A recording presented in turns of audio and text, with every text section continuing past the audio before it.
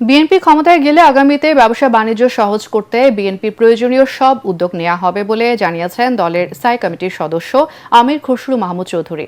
রাজধানীর বসুন্ধরা কনভেনশন হলে গ্যাপ এক্সপোর উদ্বোধনী অনুষ্ঠানে তিনি বলেন, গার্মেন্টস অ্যাক্সেসরিজ ব্যবসায় যারা শতভাগ এক্সপোর্ট ফ্যাক্টরি করবে তারা গার্মেন্টস শিল্পের মতোই ব্যাক টু ব্যাক এলসি এবং বন্ড সুবিধা পাবে।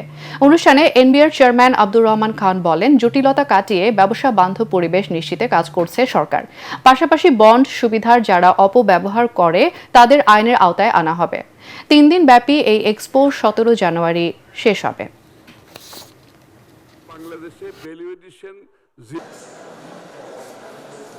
আমাদের পক্ষ থেকে আমরা আপনাদেরকে ফুল সাপোর্ট দেব, কোনো সন্দেহ নাই।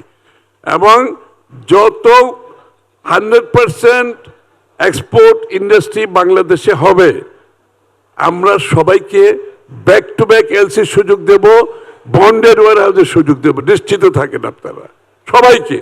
এনি এক্সপোর্ট ইন্ডাস্ট্রি 100% যারাই নিয়ে আসবে তাদেরকে আমরা ব্যাক টু ব্যাক ফ্যাসিলিটি দেবো, বন্ডেড ওয়ার হাউস দেবো। গার্মেন্ট যে সুযোগ সুবিধা পাচ্ছে আপনারা সকলে পাবেন এই সুবিধাটা।